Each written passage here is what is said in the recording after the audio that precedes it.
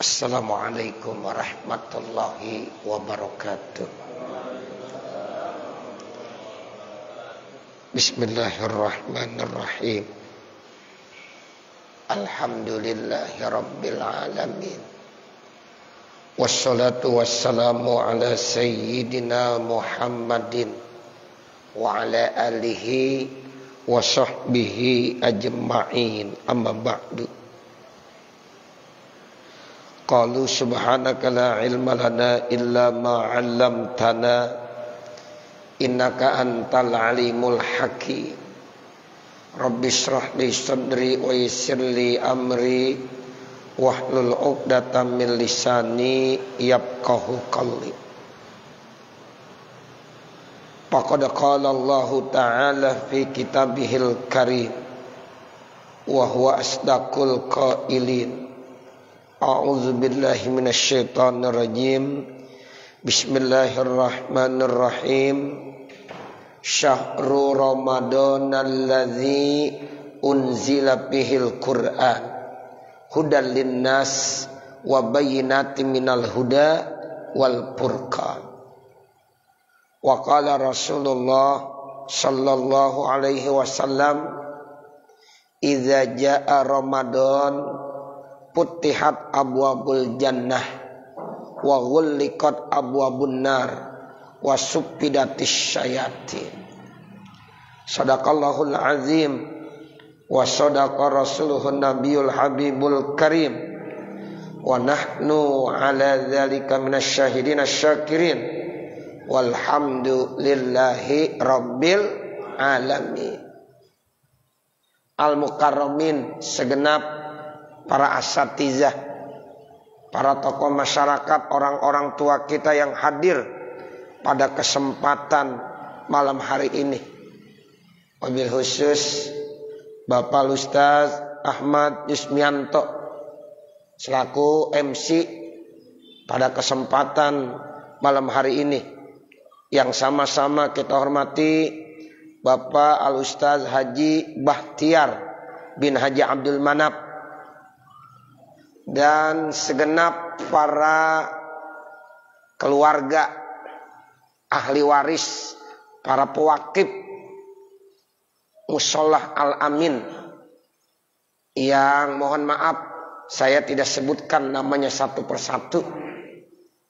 Jamaah Musholah Al-Amin yang tanpa kecuali, mudah-mudahan kita semua yang hadir pada kesempatan malam hari ini mudah-mudahan senantiasa selalu mendapatkan limpahan rahmat, maghfirah, ismah, inayah serta ridhonya Allah Subhanahu wa taala. Amin ya rabbal alamin. Tentunya kita selalu berharap pertemuan kita di tempat ini yang kita laksanakan setiap malam Senin mudah-mudahan dicatat oleh Allah Subhanahu wa taala sebagai pertemuan yang penuh dengan rahmat dan kasih sayang Allah Subhanahu wa taala. Sehingga mudah-mudahan dengan sebab kita kumpul di tempat yang dapat ridho Allah Subhanahu wa taala, segala doa-doa kita diijabah. Segala harapan-harapan kita mudah-mudahan dikabul oleh Allah Subhanahu wa taala dan menjadi satu kafaroh sebagai penebus dosa-dosa dan kesalahan kita manakala kita punya dosa dan punya kesalahan, dan dicatat sebagai salah satu bentuk amal soleh yang mudah-mudahan akan menjadikan satu bentuk keredoan dari Allah Subhanahu wa taala yang nantinya mudah-mudahan kita semuanya akan dimasukkan ke dalam surganya Allah Subhanahu wa ta'ala. Amin ya rabbal alamin. Selawat serta salam semoga tetap tercurahkan untuk baginda junjungan kita Nabi besar Muhammad sallallahu alaihi wasallam dengan ucapan Allahumma sholli ala sayyidina Muhammad wa ala ali sayyidina Muhammad. Allahumma salli ala sayyidina Muhammadinil fatihil lima ughliq wal khatimi lima sabaq nasiril haq bil haq wal hadi ila siratikal mustaqim wa ala alihi haqqa qadrihi wa miqdarihil azim. Para asatizah, para tokoh masyarakat, para orang-orang tua dan anak-anak ya muda,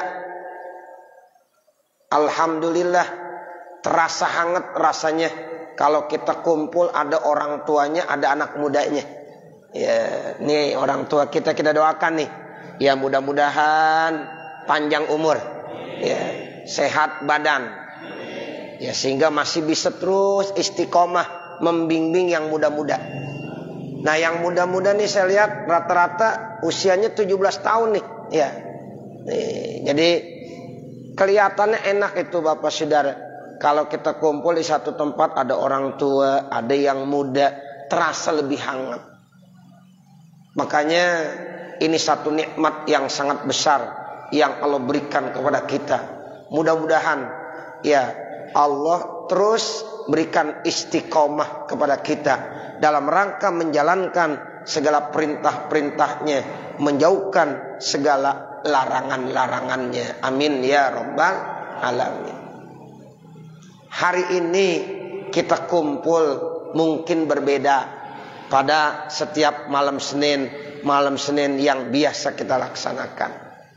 Makanya tadi acaranya pun kita baca maulid karena kita ingin mengambil satu keberkahan. Ya salah satu bentuk supaya hidup kita berkah, banyak baca selawat. Banyak kita sebut nama Rasulullah sallallahu alaihi wasallam. Banyak kita sebut nama kekasih Allah Subhanahu wa taala. Karena memang Allah saja selalu dan terus menerus membaca selawat. Innallaha wa malaikatahu yusholluna 'alan nabi ya ayyuhalladzina amanu shallu 'alaihi wasallimu taslima. Itu ayatnya Bapak Saudara. Kalau kita belajar ilmu nahwu, itu lafaz yusalluna adalah fi'il mudhari. Nah, kalau fi'il mudhari itu masanya hal, istiqbal. Jadi artinya sampai saat ini pun Allah senantiasa membaca selawat. Itu kalau dari pengertian ya bentuk fi'il mudhari. Ya, jadi Allah selalu baca selawat terus. Makanya pantas Allah perintahkan, ya wahai orang-orang yang beriman, ya bacalah kamu selawat kepada baginda junjungan kita Nabi besar Muhammad sallallahu alaihi wasallam. Masya Allah, ya itu kalau perkumpulan kita sering dan banyak baca selawat, insya Allah beda dengan perkumpulan-perkumpulan yang memang di situ tidak membaca selawat. Makanya dalam rangka kita menyambut, menyongsong datangnya bulan suci Ramadan, sengaja kita rame-rame baca sebagian kisah maulid Nabi Muhammad sallallahu alaihi wasallam. Sehingga tadi pada saat mahalul qiyam, insya Allah ruh Rasulullah hadir. Ya, makanya kita tadi dipakaikan apa tuh? Minyak wangi. Karena Rasulullah demen sama minyak wangi. Jadi kita sunnah tuh Bapak Saudara, ya untuk selalu berwangi-wangian. Ya, apalagi ada Rasulullah.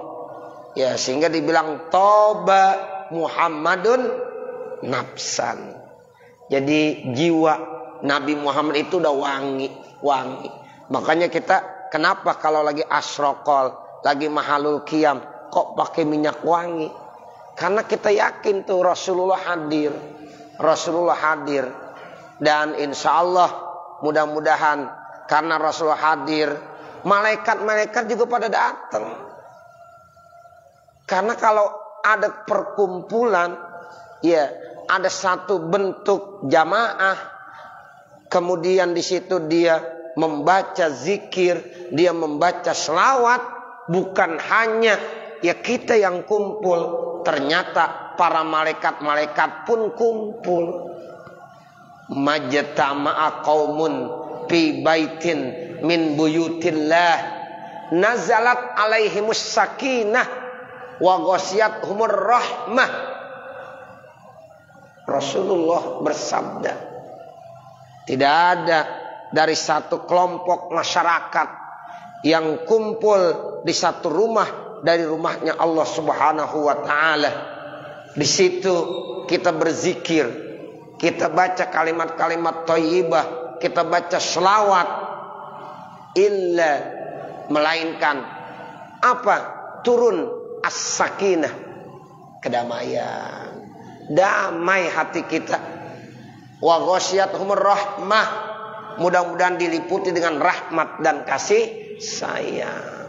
Tuh makanya berjamaah bagus. Al jamaah barokah, al jamaah rahmah. Jadi kita kumpul begini berjamaah namanya, itu akan memunculkan keberkahan. Kita kumpul begini jamaah namanya, itu akan menurunkan rahmat dan kasih sayang Allah. Dan inilah yang kita inginkan, karena memang di dalam hidup dan kehidupan kita yang kita harapkan sakinah, kedamaian, rahmat dan keberkahan. Mudah-mudahan terus kita bisa ya bersatu, berjamaah, sehingga insya Allah akan selalu turun rahmat, kasih sayang dan keberkahan kepada kita. Amin ya rabbal alamin. Kenapa kita baca maulid, bahkan nanti ya kata ya Ustaz Ahmad Yusmianto nanti kita baca tahlil, karena memang ini acara beda. Ini acara kita sebut tawakuf sementara dalam rangka menyongsong datangnya bulan suci Ramadan. Jadi sekarang ini Pak, tanpa terasa yang namanya waktu berputar terus Pak. Coba lihat yang punya jam. Ya, ini saya kebetulan pakai jam nih. Ya. Atau kebetulan jam-jam dinding, lihat. Itu selalu berputar. Lihat. Detik berputar enggak tuh? Berputar. Detik berputar terus. Ya, nanti menjadi menit. Kecuali kalau jamnya mati. Ya, kalau jamnya mati enggak berputar. Tapi kalau jam itu Pak berputar, itu dia lihat dari menit nanti berganti lagi menjadi jam. Dari jam berganti menjadi hari. Hari terus berganti lagi menjadi minggu. Minggu dulu ya. Iya, minggu dulu. Nah, dari minggu baru berganti bulan. Nah, dari bulan baru berganti menjadi tahun. Begitulah ya yang namanya sunnatullah Allah ciptakan, yaitu namanya waktu, perputaran matahari, perputaran bulan, perputaran bumi, sehingga terjadi pergeseran waktu tanpa terasa. Saat ini kita sudah berada di tanggal 11 daripada bulan Sya'ban tahun 1443 Hijriah. Kayaknya ya kita baru kemarin nutup pengajian ya. Ternyata sekarang udah nutup lagi. Ini namanya waktu. Sehingga orang tua kita bilang tahu-tahu. Dulu saya lihat kamu masih anak-anak, tahu-tahu udah punya anak. Betul nggak begitu? Kadang-kadang seorang guru begitu. Ya Allah, dulu kamu murid saya kelas berapa? Kelas 3 di SDI Al-Falah, kelas 4 di SDI Al-Falah, Pas mau ketemu lagi, gimana kabarnya? Cerita-cerita, alhamdulillah Ustaz, saya sekarang udah punya anak. Dulu masih anak-anak, tahu-tahu udah punya anak. Yang lebih hebat lagi, dulu masih anak-anak, tahu-tahu udah punya cucu. Nah, ini lebih hebat lagi. Begitulah yang namanya perputaran waktu. Tanpa terasa, Bapak Saudara, itu Allah ciptakan dalam 1 tahun 12 bulan. Berputar terus. Akhirnya dari bulan Muharram, ya itu berganti menjadi bulan Shofar. Terus berganti sampai masuk Rajab masuk Sya'ban. Nah, habis Sya'ban bulan apa? Ramadan. Inilah bulan yang sangat mulia. Di dalam beberapa literatur, ya kitab-kitab dijelaskan bahwa Ramadan itu disebut Sayyidus Syuhur. Syahrul Ramadan Sayyidus Syuhur.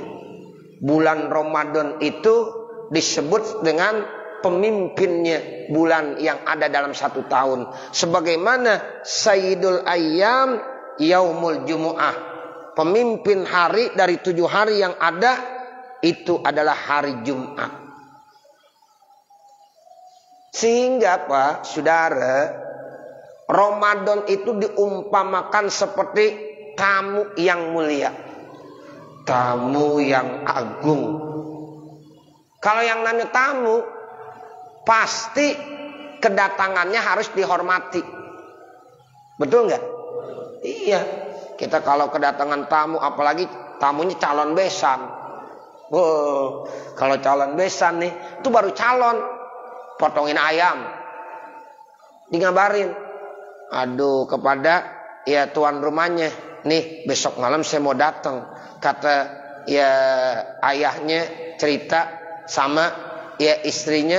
Mah, gimana? Besok calon besan mau datang. Wah, motong ayam. Lah ayam jadi korban. Iya. Ada yang motong kambing. Kambing yang jadi korban. Begitu Bapak Saudara. Karena orang kita biasa begitu. Kalau ada tamu pasti dihormatin. Ya, apalagi orang Betawi. Orang Betawi kalau ada kebo dipotong. Cuma kebunnya udah nggak ada. Iya. Itu orang Betawi kalau ada tamu tuh, apalagi calon besan. Pisang raja ada nggak kira-kira? Ada. Kalau nggak ada pisang raja, bukan orang Betawi. Begitu. Sehingga yang lainnya jadi pada ikut. Gimana sih? Tuh orang Betawi pada keren-keren bener itu. Ya, pokoknya yang namanya pisang raja, walaupun kecil, raja. Tuh begitu. Karena tamu, calon besan yang mau datang. Bagaimana kalau udah jadi besan? Ya baru calon besan aja begitu. Iya. Nah, sekarang Ramadan yang mau datang. Jadi Ramadan itu diumpamakan seperti tamu. Dalam salah satu hadis sahih riwayat Imam Bukhari dan Imam Muslim, Rasulullah bersabda, "Man kana yu'minu billahi wal yaumil akhir falyukrim daifah." Siapa-siapa yang mengaku beriman kepada Allah, mengaku beriman kepada hari akhir, falyukrim daifah, muliakan tamunya. Kita suruh muliakan tamu. Nah, Ramadan diumpamakan seperti tamu yang kedatangannya ditunggu-tunggu bukan hanya oleh umat Islam yang ada di Indonesia, tapi kedatangannya ditunggu-tunggu oleh semua umat Islam yang ada di permukaan bumi ini. Semuanya, Pak. Di Indonesia, benua Asia, benua Eropa, benua Australia, benua Afrika, semua menanti-nanti datangnya tamu yang sangat mulia, tamu yang sangat agung, Syahrul Ramadan, bulan suci Ramadan. Karena Nabi memang bilang begitu. Ketika Ramadan datang, marhaban ya Syahrul Ramadan, marhaban ya sahros syam, marhaban ya sahrul Quran, marhaban ya syahrul sodaqah. Jadi Nabi kalau bulan Ramadan datang dibilang selamat datang, wahai bulan Ramadan yang penuh dengan berkah, di mana kita diwajibkan untuk berpuasa, di mana kita juga diperintahkan untuk melaksanakan qiyamul lail, juga kita diperintahkan untuk banyak-banyak baca Quran, karena memang di situ adalah bulan turunnya Al-Quran. Dan juga kita diperintahkan perbanyak sedekah, infak, karena memang pahala sedang dilipat gandakan oleh Allah Subhanahu wa ta'ala. Makanya salah satu keistimewaan bulan suci Ramadan, di dalam kitab At-Targhib wa Tarhib ada satu hadis riwayat daripada Imam Bukhari dan Imam Muslim. Rasulullah bersabda, "Idza jaa Ramadan futihat abwabul jannah." Apabila datang bulan Ramadan, pintu-pintu sorga dibuka. Pak, pintu sorga diapain? Dibuka. Apabila datang bulan suci Ramadan, pintu-pintu sorga dibuka. Ini menandakan bahwa kebaikan sedang dibuka sama Allah. Kesempatan untuk melakukan amal-amal baik, amal-amal soleh sedang dibuka. Ayo silahkan. Sampai-sampai dalam hadis yang lain dijelaskan, ya baghiyal khair akbil.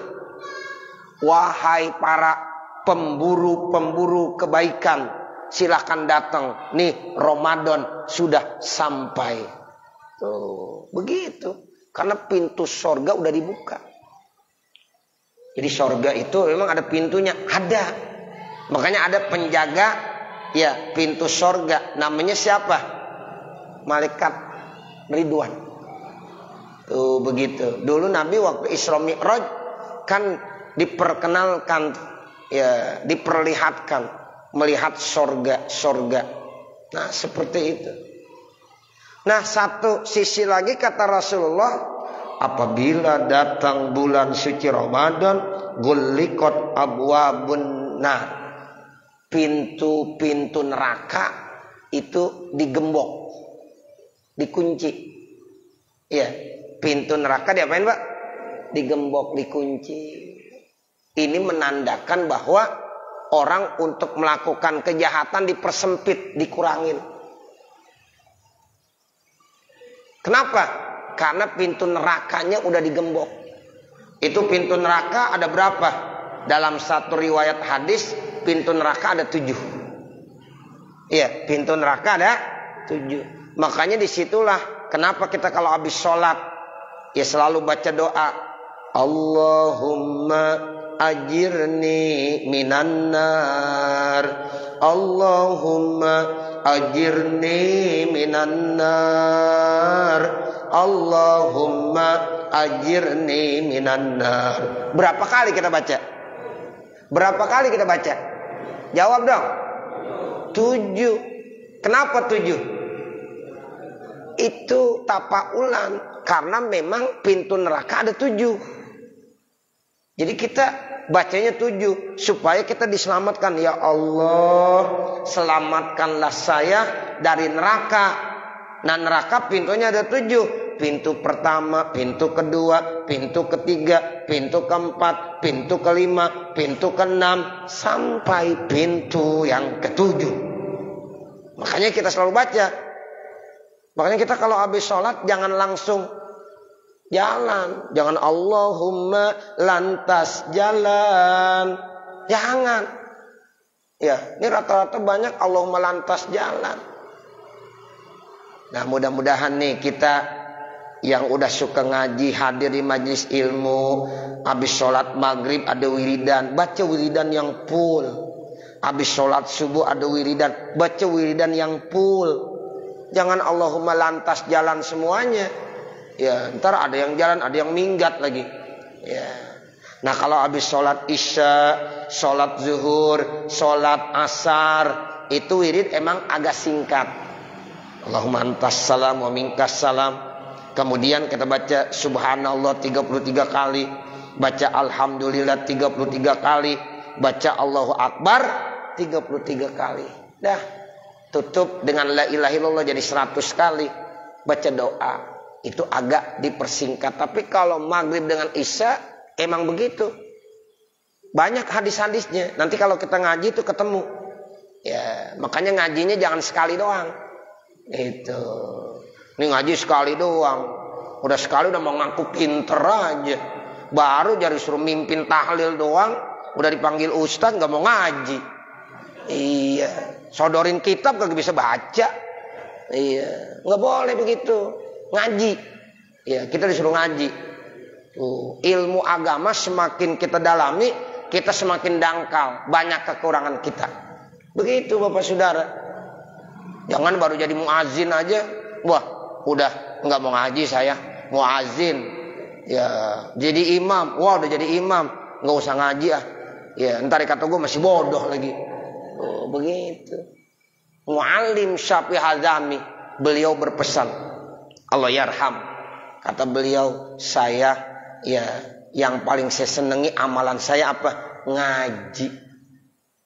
Itu muallim Syafi'i Hazami yang ilmunya diakui, ya ulama Betawi, ya itu masya Allah, ya diakui oleh ulama-ulama yang ada di Jawa, ulama Jawa Timur, Jawa Tengah, Jawa Barat mengakui tentang kealimannya, ya Asy-Syaikh Muallim Syafi'i Hazami, beliau putra Betawi, tapi kerjaannya ngaji.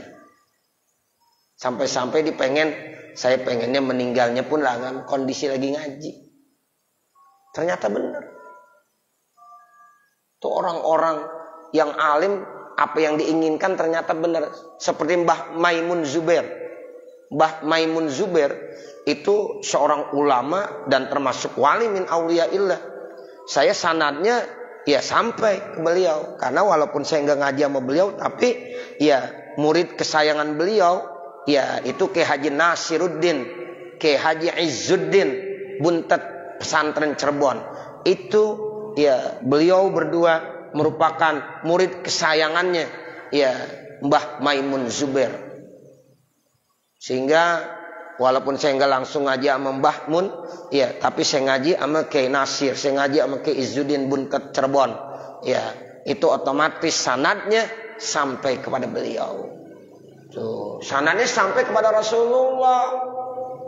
Nah, kalau murid kesayangannya sekarang siapa? Gus Baha. Iya.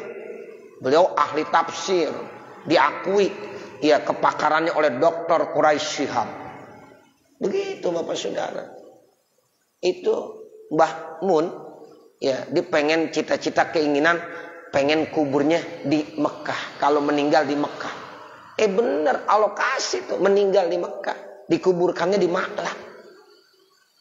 Pada saat meninggal dunia, masya Allah Bapak Saudara, itu ya yang nyolatin di Masjidil Haram banyak banget, nggak pernah melapazkan kalimat la ilaha illallah, la ilaha illallah. Di Mekah kalau habis orang ya meninggal dunia habis sholatin udah aja begitu.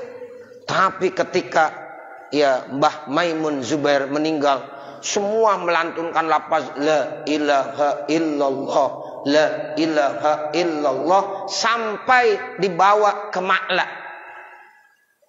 Hebat nggak tuh? Sampai jamaah-jamaah dari seluruh dunia bingung itu siapa yang meninggal. Ternyata ulama Indonesia. Saya alhamdulillah ada beberapa kali ziarah ke makamnya Syekh ya Maimun Zubair. Ya pada saat saya lagi umroh ya saya datang. Pertama nyari-nyari agak susah, tapi yang kedua udah kenal terus. Ya itu alhamdulillah. Jadi Bapak, Saudara, itu ternyata ngaji termasuk amalan yang paling disukai oleh para wali-wali kekasih-kekasih Allah Subhanahu wa taala. Tuh, makanya istiqomah kita ngaji. Walaupun cuma seminggu sekali, kalau istiqomah cakep udah. Ya, begitu. Jangan pengajian giliran penutupannya doang datang. Ya, jangan. Insya Allah besoknya kita niat Bismillahirrahmanirrahim. Ini pengajian udah ditutup, udah ditawakuf. Tawakufnya sementara istilahnya. Nanti ketika kita buka, mudah-mudahan Allah kasih kita taufik hidayah sehingga kita bisa hadir. Apalagi kita baru menghatamkan kitab. Kita sekarang baca kitab baru, Tanbihul Ghafilin, buah karya Imam As-Samarqandi. Nah ini, jadi ayo. Jadi kita kembali ya kepada persoalan kita. Itu pintu neraka dikunci, digembok apabila datang bulan suci Ramadan. Artinya apa? Artinya orang melakukan kejahatan, melakukan dosa maksiat diperkecil. Apalagi ditambahin lagi satu hadis, wasupidatis syayatin, setan-setan diikat, setan-setan dibelenggu, setan-setan dirantai. Ini hadis saya baca diambil dari kitab At-Targhib wa Tarhib. Ya, ini hadis riwayat Imam Bukhari, Imam Muslim, datangnya dari Abi Hurairah. Jadi setan, iblis kalau pada bulan Ramadan diiketin, dibelenggu. Artinya apa? Artinya kesempatan orang melakukan dosa maksiat semakin kecil. Ada yang bilang, Ustaz, ternyata orang di bulan Ramadan masih banyak yang berbuat dosa maksiat. Nah mungkin bukan dari godaan setan, bukan setan iblis, tapi mungkin setan yang berbentuk lain, yaitu setan pala hitam. Ya, setannya apa? Setan pala hitam. Emang ada setan pala hitam? Ada. Qul a'udzu birabbin nas, malikin nas, ilahin nas, min syarril waswasil khannas, alladzi yuwaswisu fi sudurin nas minal jinnati wan nas. Tuh, ada yang berbentuk manusia jadi setan, itu namanya setan pala hitam. Ini yang repot. Kalau setan pala hitam repot dah. Kalau iblis, setan-setan dari keturunan iblis, kita baca Bismillahirrahmanirrahim juga lari, panas dia.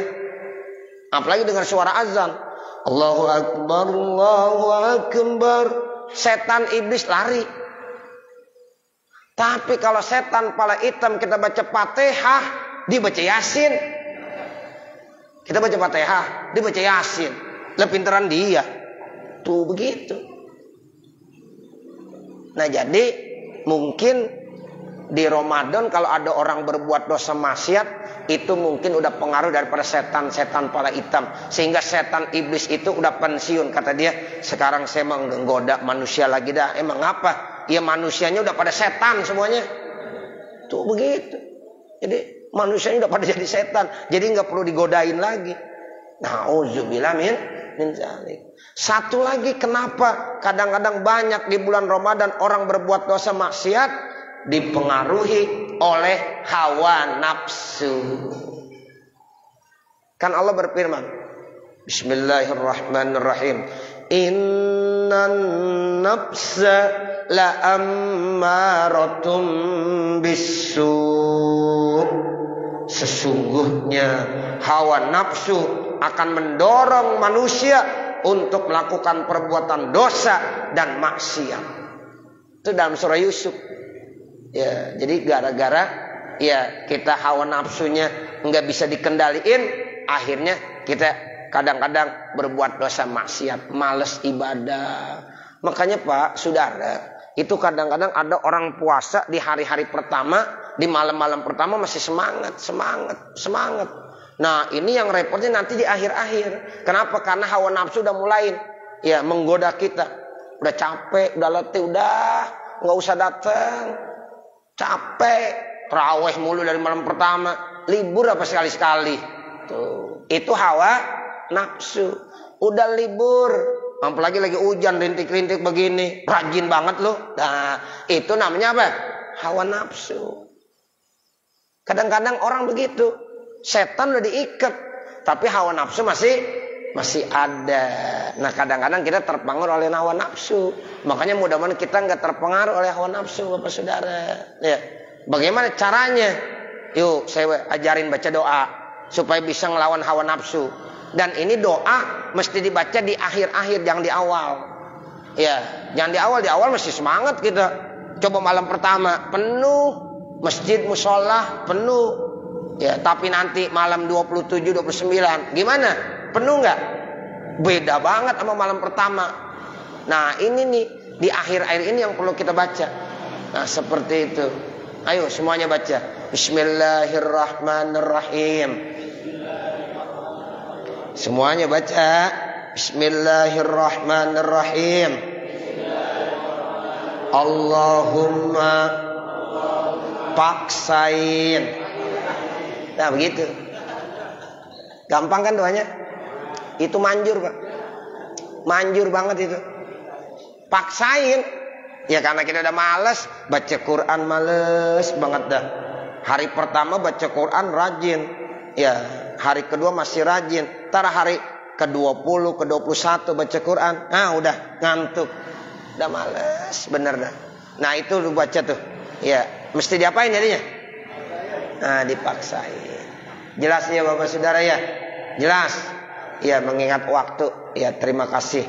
Ya wassalamualaikum warahmatullahi wabarakatuh.